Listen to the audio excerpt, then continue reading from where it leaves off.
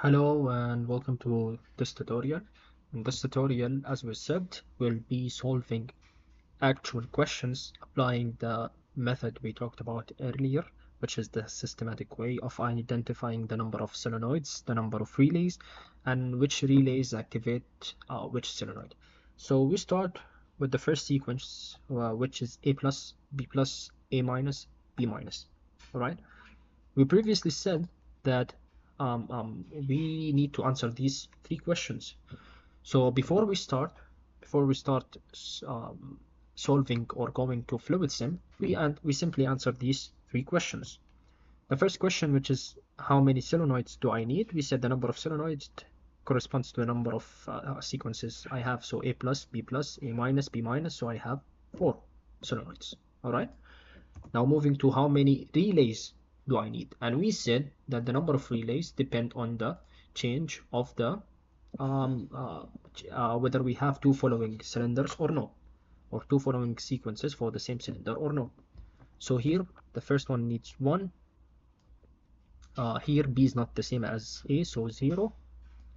A is not the same as B, so 0. And B is not the same as A, so 0. So we need only 1 relay. So the number of relay is 1. All right.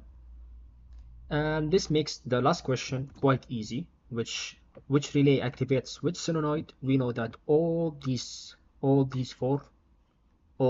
sequences will be operated using switch K1. So it's straightforward.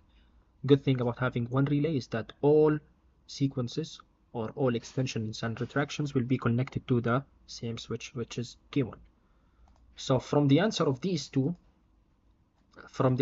three questions, we can start solving our FluidSIM model. We go to FluidSIM and we start solving our system. So the first thing we do is we choose our cylinder, the double acting cylinder. So double acting cylinder, and then our 5x2. And you will tell me, Abdin, why didn't you do 2 cylinders and so on? Because this will save you time. So you do one part and then you just copy and paste for the next part. So you do the connections as before. A1, 0, 0, A2,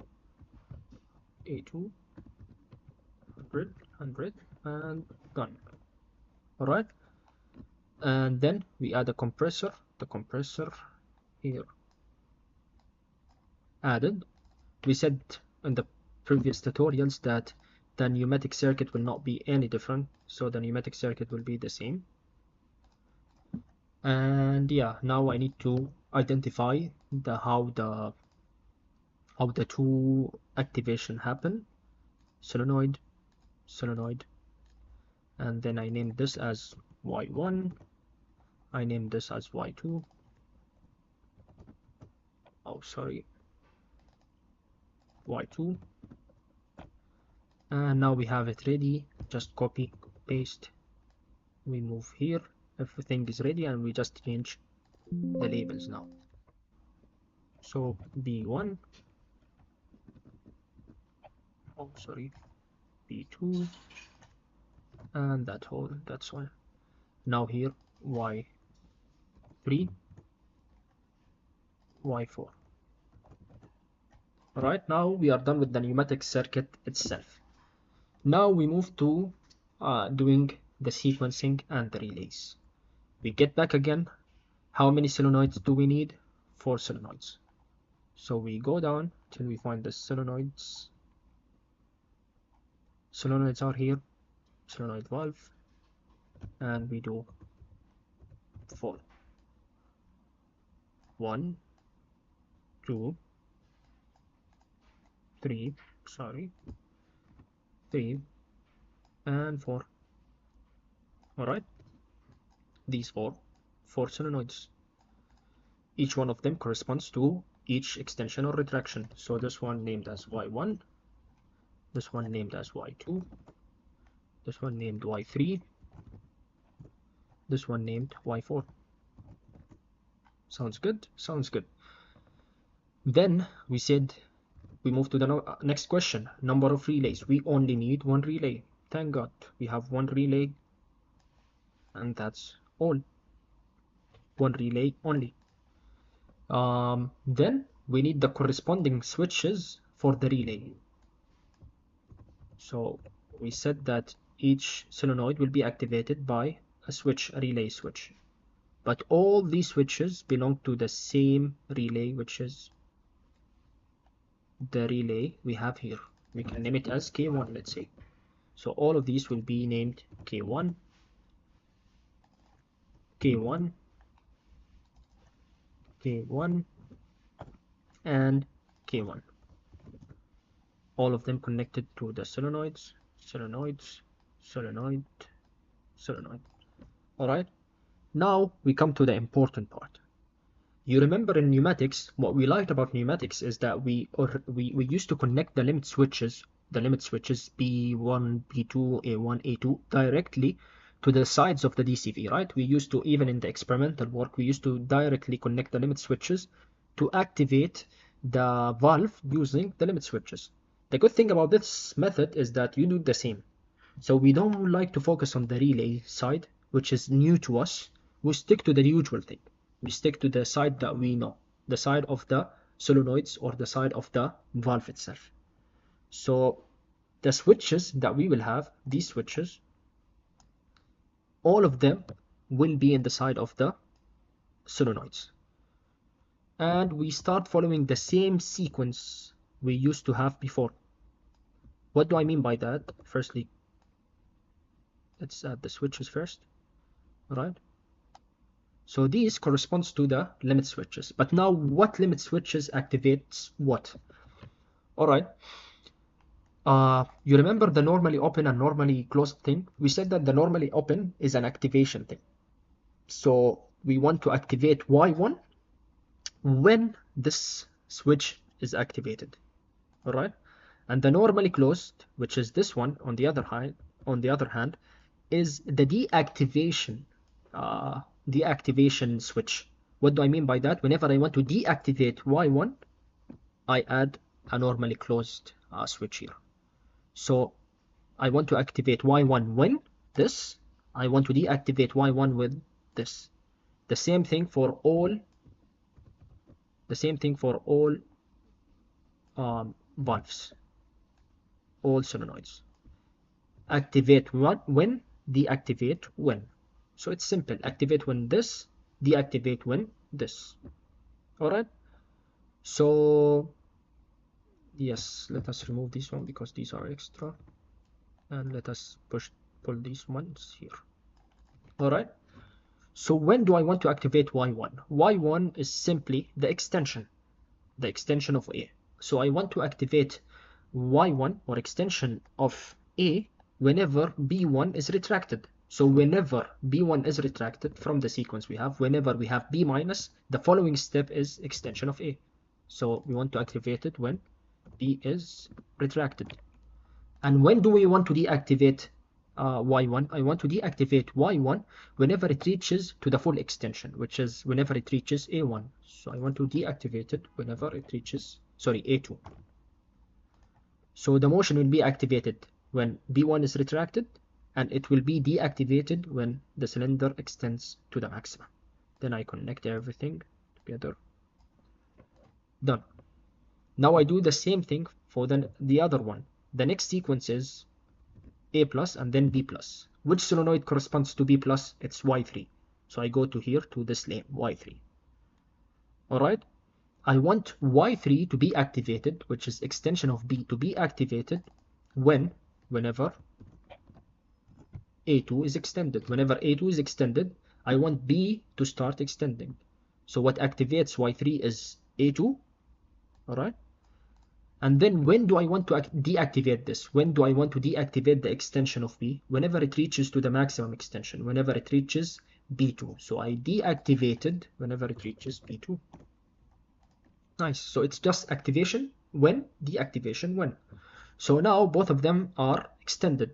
I have A extended, I have B extended. All right. So what's the next thing is, it's retraction of A. Retraction of A is activated by Y2. So activation of or retraction of A is activated by this lane. So when do I want Y2 to be activated? Whenever the previous motion we have, which is B2, whenever this fully extends, I want this to retract. And when do I want to deactivate the retraction of A? Whenever A reaches to the maximum part, or the full retraction, which is whenever it reaches A1. All right, simple and straightforward. The last thing we have is the retraction of B2, or the retraction of B. All right, when do I want to activate the retraction of B? It's whenever A is fully retracted. When A retracts, I want to activate. Then when do I want to deactivate the retraction of B? It's whenever it is fully retracted. Whenever B reaches the full retraction, I want to deactivate. خلاص, it's retraction. Don't retract anymore. All right, that's all.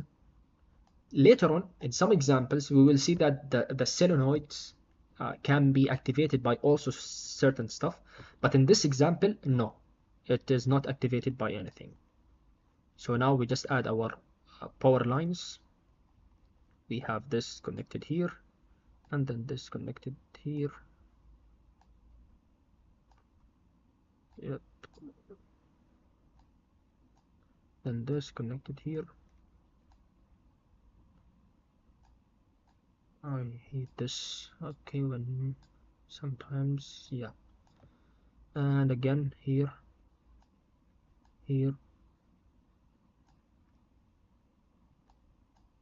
pressure line, or sorry, power line, the ground power line. And now I just activate this here.